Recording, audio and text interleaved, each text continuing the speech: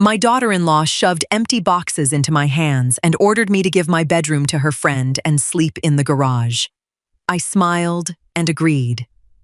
But when they came home that night, a legal notice was waiting on their door. "This room belongs to my friend now, so pack your things and sleep in the garage," my daughter-in-law Megan said while handing me a stack of empty cardboard boxes. She did not even look me in the eye. She was standing in the doorway of my master bedroom, gesturing casually toward my king-sized bed.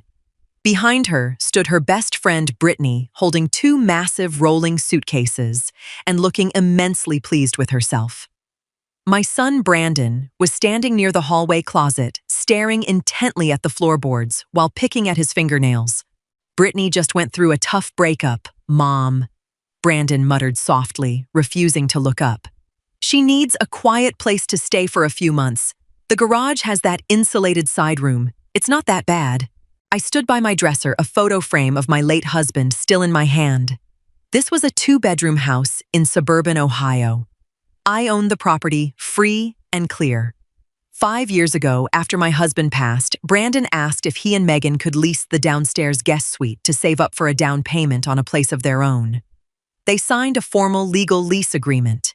They paid monthly rent. It was a business arrangement built on mutual family respect, or so I thought. "You want me to move my entire life into an unheated garage space so your friend can have my private bathroom?" I asked, keeping my voice utterly level. "You barely use the master bath anyway." "Judith!" Megan snapped, crossing her arms. "Brittany needs her own space to heal. Stop being selfish. The boxes are right here." I looked at Megan's arrogant posture. I looked at Brittany's smug smile. Finally, I looked at my son, who remained completely silent. Something inside me snapped, but not with anger. It was a cold, absolute realization that I had let my boundaries erode bit by bit over the years, until they treated me like an inconvenience in my own home. I smiled, reached out my hand, and took the cardboard boxes. "All right," I said quietly. "Give me 24 hours. Megan looked surprised by my quick compliance, exchanging a triumphant glance with Brittany. "See, I told you she'd be reasonable." Megan smirked, taking Brittany by the arm to show her around the rest of the upper floor. "We'll be out getting dinner. Have your stuff cleared out by tonight." They walked downstairs, their laughter echoing through the hallway. Brandon lingered behind for a second, looking at me with a mixture of relief and lingering guilt. "Thanks for understanding, Mom," he whispered. "It's just easier if we don't fight with Megan." "I understand completely, Brandon," I said, looking him dead in the eyes. "More than you realize." He nodded nervously and scurried downstairs after his wife. The front door clicked shut and their car pulled out of the driveway. The silence of the house settled over me. I sat down on the edge of my bed and took a deep breath. I was 62 years old.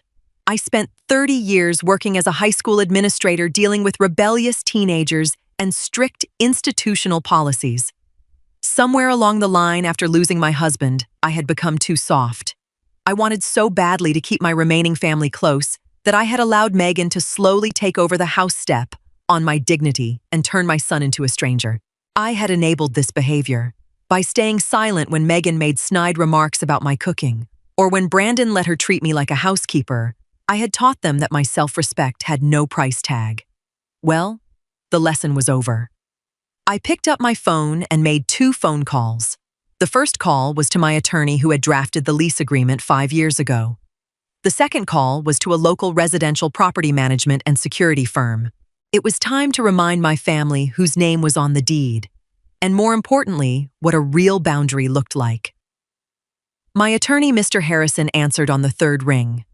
I explained the situation calmly, omitting no details, including my own past silence that had allowed things to get this far. "Judith, let's review the lease," Mr. Harrison said sternly. "Section 4 clearly states that subleasing or adding long-term occupants without the primary landlord's written consent is a direct material breach of the contract. Furthermore, attempting to force the property owner out of her designated quarters constitutes harassment." "I know," I said. I don't want to cause a scene or act out of spite, Mr. Harrison. I just want my home back, and I want my son to grow up.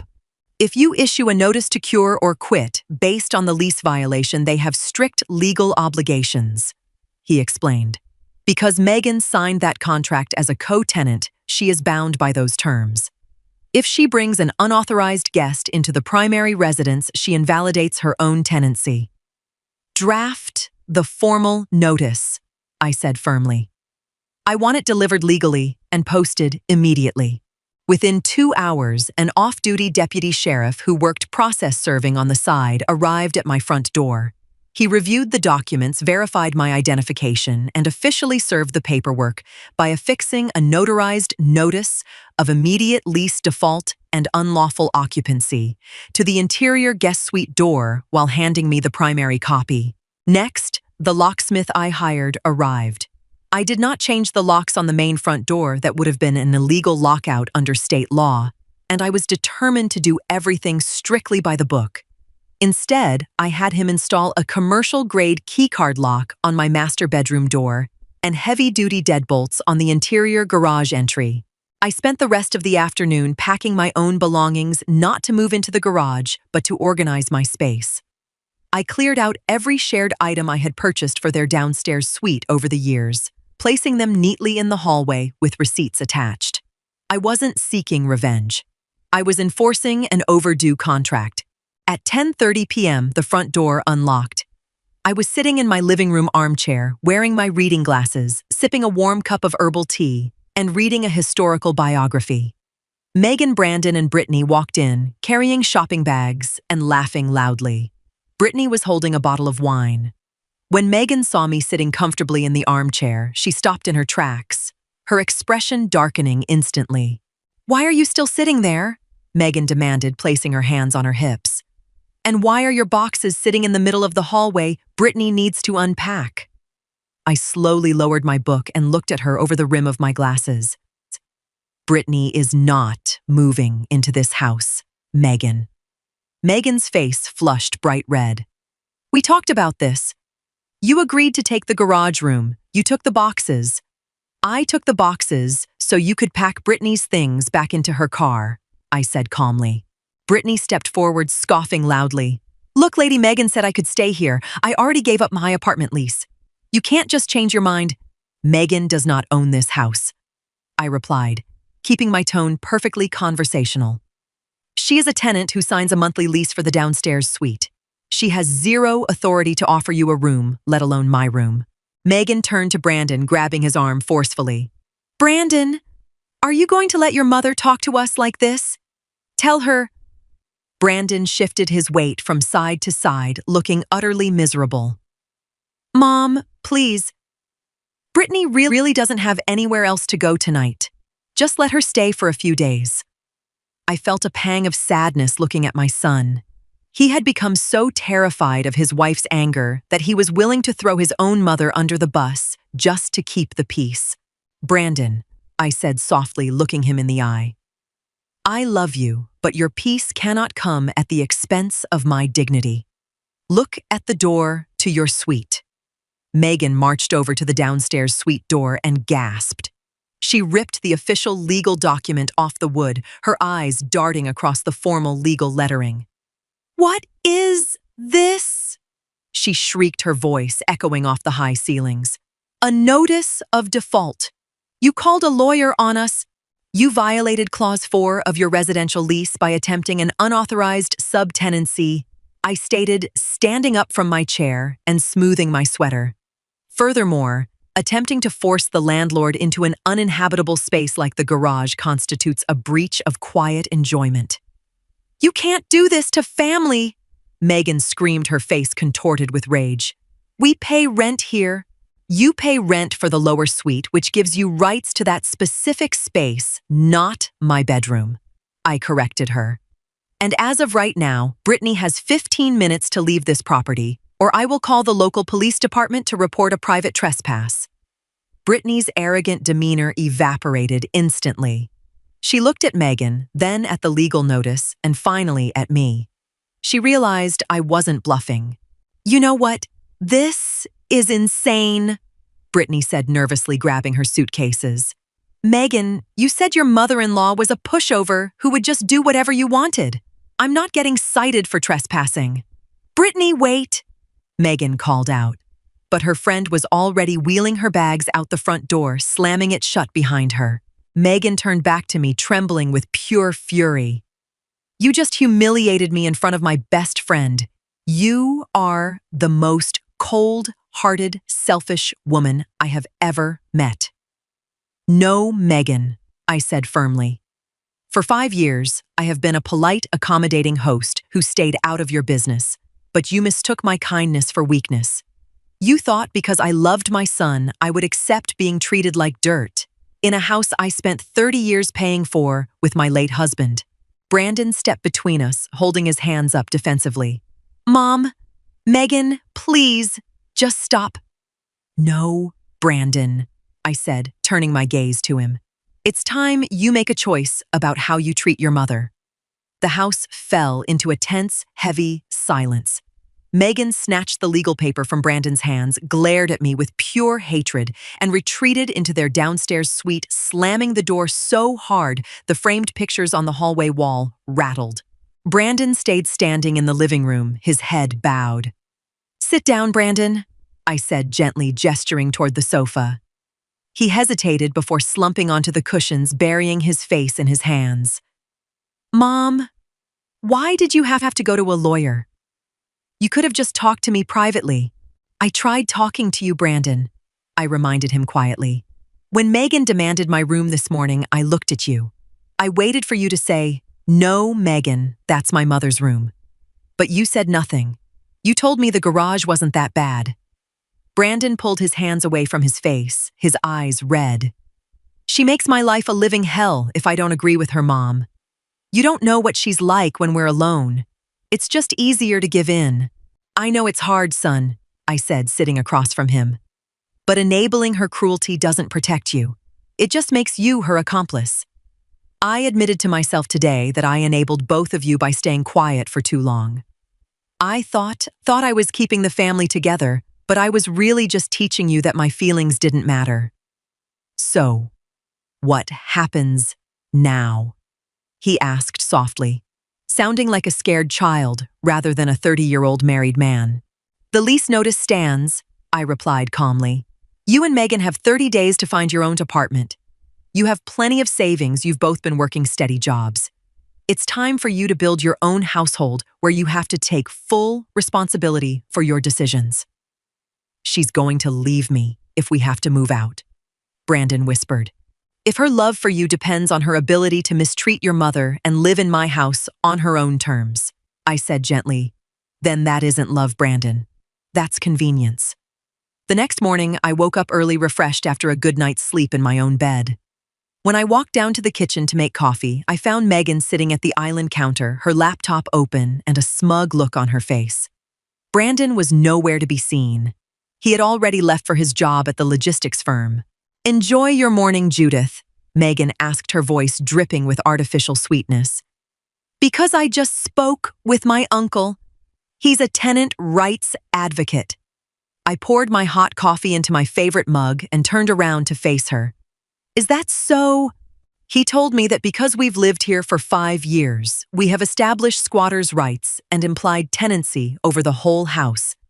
Megan announced, proudly tapping her fingernails on her laptop keyboard. You can't just give us a 30-day notice. We have a right to access the kitchen, the living room, and any unused bedrooms. If you try to force us out, we will sue you for constructive eviction and emotional distress. I took a slow sip of my coffee, feeling remarkably calm. Yesterday, those threats might have panicked me. Today, they just sounded like desperation. Megan, your uncle gave you bad advice based on incomplete information, I replied smoothly. Squatters' rights apply to uninvited occupants without a legal agreement. You signed a formal residential lease for the lower suite. Under state law, a written lease explicitly defines the boundaries of your tenancy. Megan's smile faltered slightly. Furthermore, I continued to pull a small folder from my apron pocket. I printed out the Wi-Fi logs and security camera footage from the front porch yesterday. It shows Brittany arriving with luggage and you explicitly stating on camera that you intended to seize the master suite. My lawyer has already filed those clips with the local housing court as evidence of intentional lease violation. Megan stared at me, her mouth opening and closing like a fish out of water. She realized that her intimidation tactics weren't working anymore. "You really think you're so smart, don't you?" She spat out, slamming her laptop shut. "We'll see what the neighborhood thinks when they find out you're throwing your own son out on the street." By noon, my phone began ringing. It was my sister-in-law Karen calling from 2 towns over. "Judith, what on earth is going on?" Karen asked frantically. "Megan posted a massive essay on Facebook saying you locked them out of the house, threw their friend out in the rain, and are forcing Brandon to sleep in his car." I let out a soft sigh. I had expected this. Megan was addicted to social media validation and loved playing the victim whenever things didn't go her way. "Karen, none of that is true," I said calmly. "Megan tried to force me out of my own master bedroom so her friend could move in rent-free, and she wanted me to move into the garage." There was a long pause on the other end of the line. She wanted you to sleep in the garage." "Yes," I replied. "And when I refused and issued a legal lease notice for their downstairs suite, she decided to spin a story online. I have the video footage and the legal paperwork right here." "Oh my goodness," Karen gasped, her tone shifting entirely. "I am so sorry, Judith. I should have known better than to believe her dramatics. She sounded so convincing." "It's all right, Karen," I said. "I'm not going to engage in a public mudslinging match. I'm handling this legally and quietly." Instead of posting a furious reply on social media, I simply logged into my account, uploaded a high-resolution photograph of the official legal notice to vacate, issued by the court officer, and added a short, dignified caption. "Decisions made in my home are guided by legal contracts, personal dignity, and mutual respect. I love my family, but boundaries are necessary for healthy relationships. Please respect our privacy during this transition." Within an hour, Megan's sensationalized Facebook post was deleted. Friends and relatives who had initially left sympathetic comments on her page began reaching out to me privately to apologize. Megan had tried to use public shame as a weapon, but truth and dignity proved to be an impenetrable shield. On the 20th day of the 30-day notice, I heard a knock on my bedroom door. I opened it to find Brandon standing there alone. He looked tired, but for the first time in years, his shoulders weren't slumped. "Hey, Mom," he said softly. "Do you have a minute?" "Of course, Brandon. Come in," I said, stepping aside. He walked into my sunlit bedroom, looking around at the quiet, orderly space. He sat down in the armchair by the window. "Megan and I signed a lease on a 2-bedroom apartment this morning," he said quietly. "It's near my office. We move out this weekend." "I'm glad to hear that, Brandon," I said gently. "How are things between the two of you?" "It's been rough," he admitted, looking down at his hands. "We went to a marriage counselor on Tuesday. I insisted on it. I told her that if we were going to make this marriage work, she had to stop treating people, especially my family, like obstacles to be steamrolled." I felt a sudden lump in my throat. Hearing my son stand up for himself was the greatest gift I could have received. "What did she say?" I asked. "She was angry at first," Brandon said, looking up at me with clear eyes. "But the counselor agreed with me. She told Megan that her behavior was destructive. Megan broke down and cried. She has a lot of deep insecurity issues from her own childhood that she's been taking out on everyone else. She's starting individual therapy next week." "That is a very good first step," I said, reaching out to place my hand over his. "Real change takes time, Brandon, but it has to start with accountability." "I owe you a huge apology, Mom," Brandon said, his voice cracking with emotion. "I let you down. I was a coward, and I let my wife disrespect you in your own home just because I was afraid of confrontation. I am so sorry." I pulled my son into a tight hug. "I forgive you, Brandon. I really do. The moving truck pulled away from the driveway on a crisp autumn Saturday afternoon. Megan handed me the keys to the downstairs suite without saying a word, but her expression was no longer hostile. It was subdued, almost reflective. "Thank you for being patient with us, Judith," she muttered quietly before turning to get into her car. "I wish you both the best in your new place, Megan," I replied sincerely. "Work hard on your marriage." When their car finally disappeared down the street, I walked back inside my house and locked the front door. The deadbolt slid into place with a solid, satisfying click. The house was completely quiet. I walked down to the guest suite, opening the blinds to let the warm afternoon sunlight stream across the hardwood floors. I spent the afternoon cleaning, dusting, and reclaiming the space, transforming the room into a quiet studio where I could paint and read. Justice in a family dynamic isn't about crushing the people who hurt you or getting cruel revenge. True justice is about restoring balance. It is about refusing to let yourself be diminished while leaving the door open for others to grow up and take responsibility for their actions. I learned that being a good mother doesn't mean being a doormat. Boundaries aren't built out of hatred. They are built out of self-respect. When you respect yourself, you teach others how to treat you. That evening, I poured myself a glass of iced tea, sat in my favorite armchair by the window, and watched the sunset paint the sky in shades of gold and purple.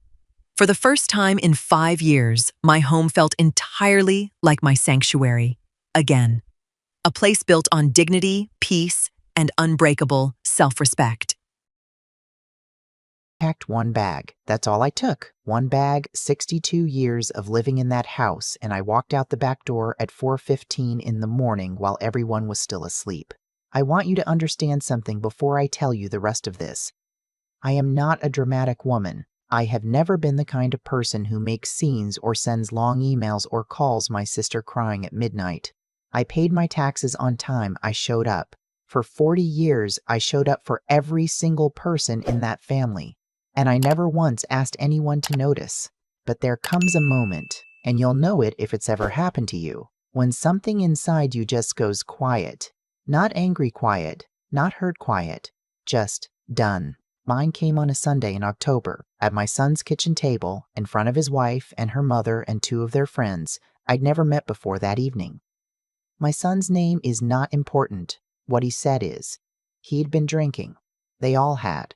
It was one of those dinner parties where the wine comes out before the appetizers and everyone gets a little too comfortable, a little too fast.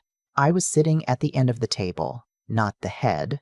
I want to be clear. They put me at the end, near the kitchen, close enough that I could get up and help without interrupting anyone's conversation.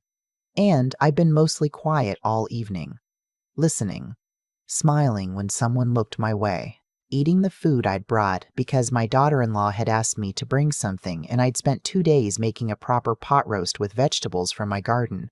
Nobody mentioned the pot roast. They were talking about some renovation they were planning. An addition on the back of the house. My son was describing the layout, the square footage, the vaulted ceilings, the heated floors. And his wife kept nodding and touching his arm, and everyone was oohing and ohing, and somewhere in the middle of all that I mentioned, very gently, that the contractor they were thinking of using had done some work for a neighbor of mine, and there had been some issues with the permits. I wasn't trying to start anything. I was trying to be helpful. That's what I always did. That's all I knew how to do. My son put his wine glass down and looked at me with this expression. I can only describe it as tired, the way you look at someone who keeps asking you the same question. And he said, "Mom, nobody asked you." The table went a little quiet. His wife smiled into her glass. I said, "I know, I just thought. You always just think," he said. "You always just think you need to add something. You've been doing it all night." I hadn't said more than 6 words all evening, but I didn't correct him. Honestly? He leaned back in his chair. Sometimes I think if you just disappeared, none of us would even notice. We probably all get along better. He laughed when he said it. His wife laughed. Her mother made a small sound that might have been disagreement, but she didn't say anything. I looked down at my plate. The pot roast had gone cold. I said, "Excuse me," and I went to the bathroom and I ran the cold water and I held my wrists under it and I looked at myself in the mirror above the sink and I thought, he's right, not the cruel part, not the no one would notice part, but the part underneath it, the part that said I had made myself so available, so endlessly present, so easy to dismiss, that I had become part of the furniture, something you sit on without thinking about where it came from or what it cost. I had done that to myself, and I had let them help me do it.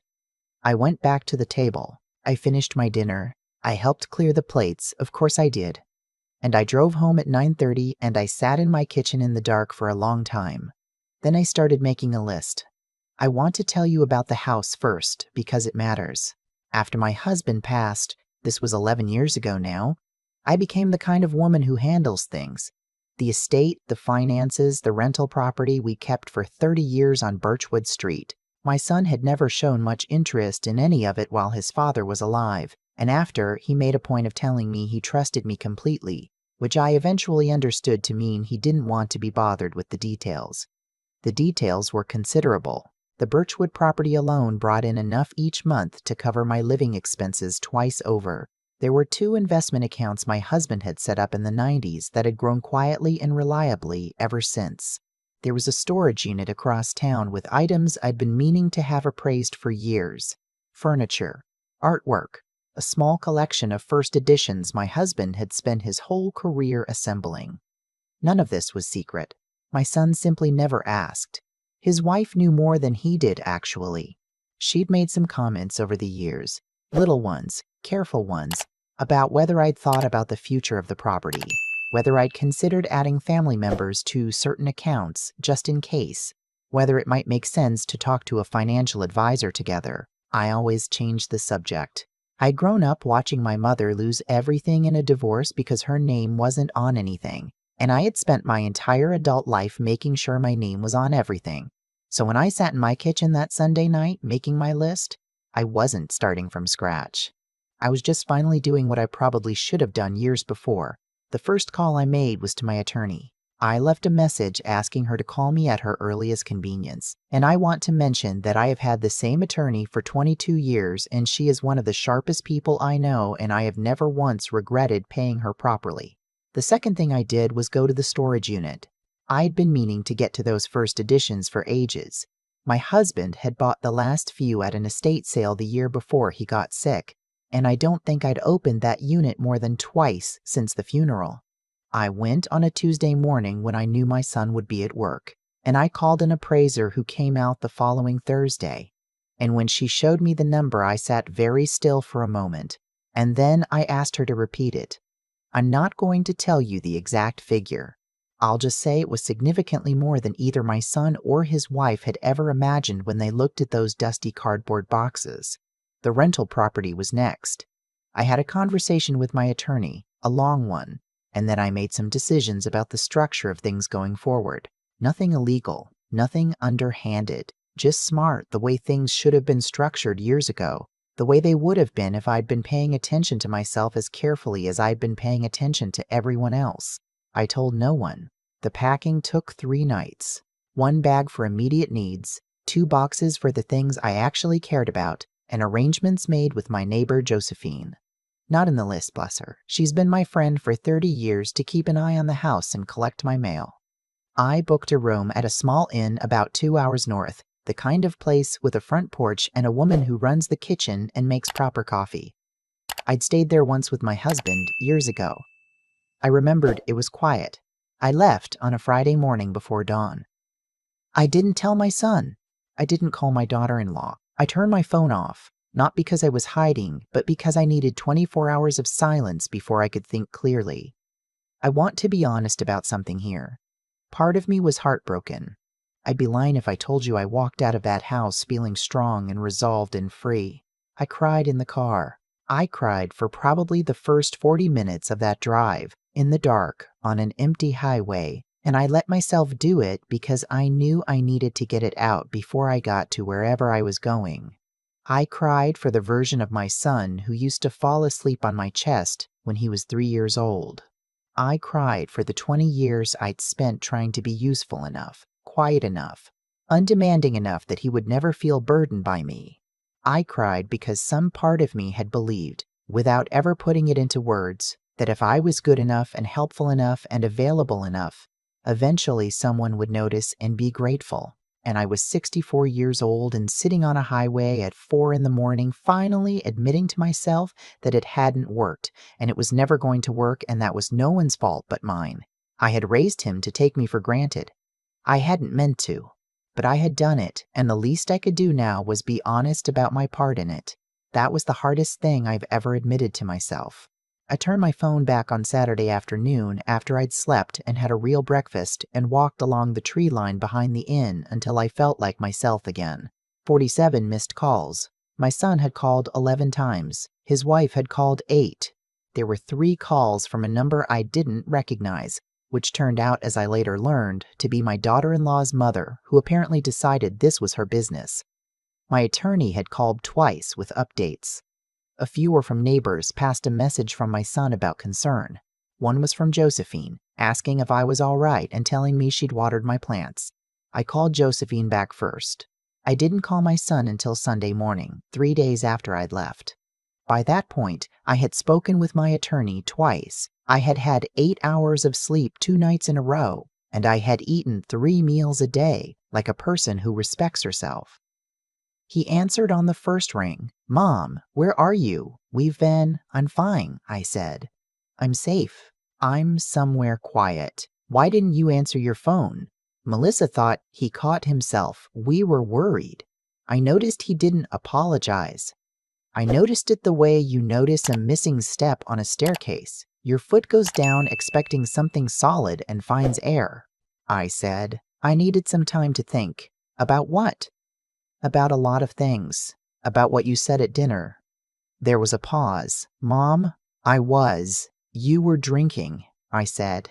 I know, but you meant some part of it, and I've been thinking about whether you were right. Another pause, longer this time. What does that mean? It means I'm going to be away for a while. I have some things to take care of. When I'm ready to talk, really talk, I'll let you know. I hung up before he could answer. I want to tell you about the storage unit again, because this is the part I haven't gotten to yet. Among the first additions and the furniture and the other items was a fireproof safe that my husband had installed in one of the shelving units sometime in the 90s. I knew it was there. I had not opened it in years because I didn't keep the combination memorized, and every time I went looking for it I got distracted by something else. When I finally opened it, with the help of a locksmith, my husband never did give me the combination, which is a whole other conversation. I found 3 things. The first was a handwritten letter from my husband's mother dated 1987 that made me cry for entirely different reasons. The second was a small portfolio of bonds that my attorney confirmed were very much still valid and very much worth pursuing. The third was a property deed.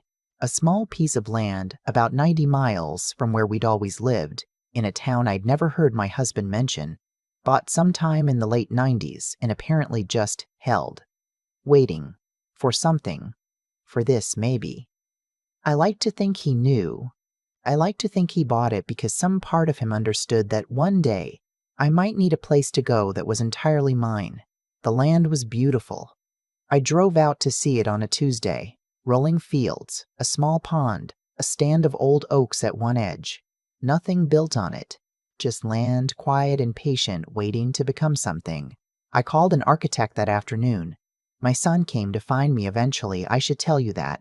He found the inn because Josephine told him, and I knew she would. She's loyal, but she doesn't lie, and I didn't ask her to.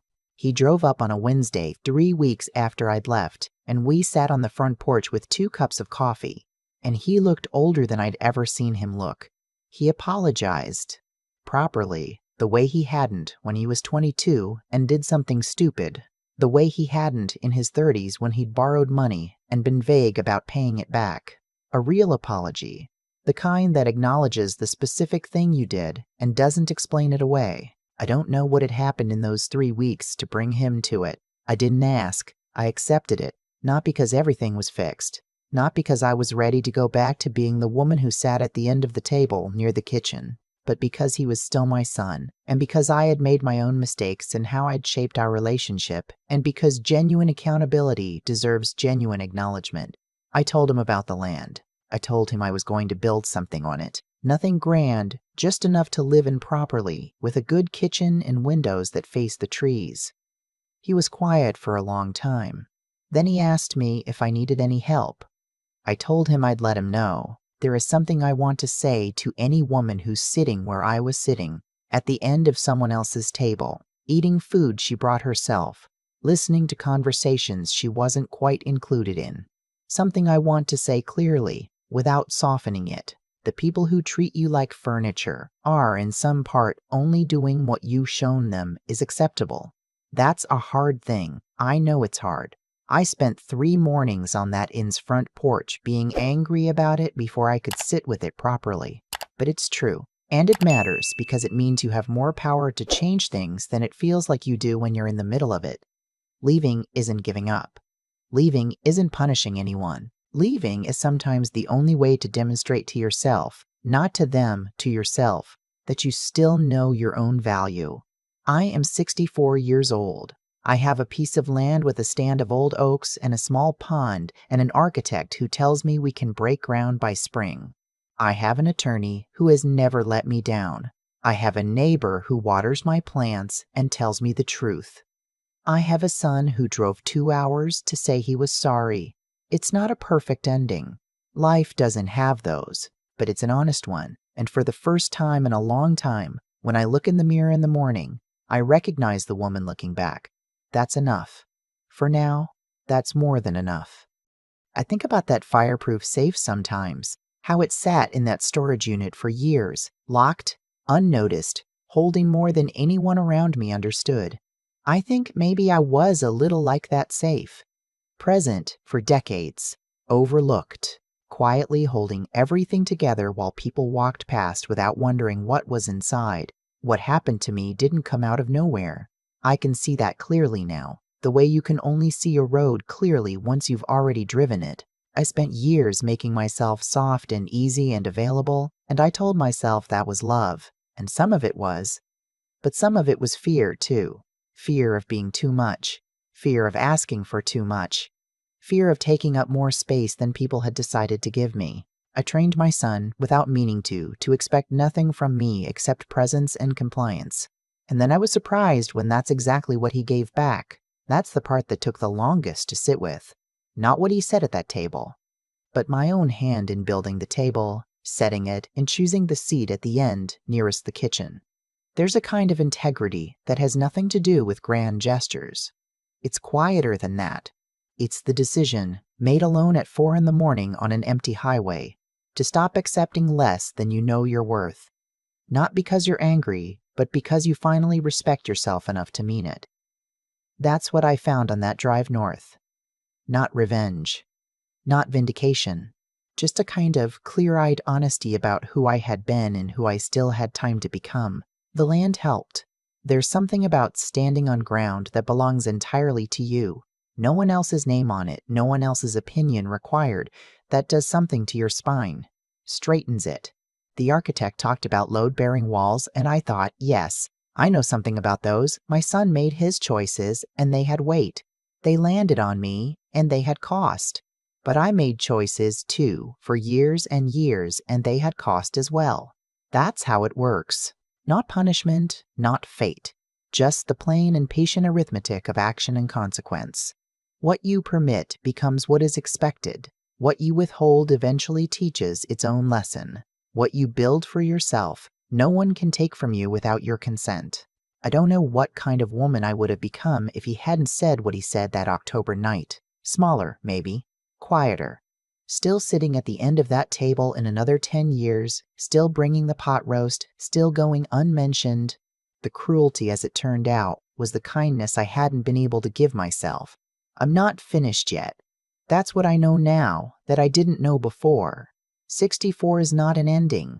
The oaks on that land have been standing for longer than I've been alive. They didn't stop growing because no one was watching them. They just grew. Steady and patient, and entirely indifferent to whether anyone noticed. I think I can do that too.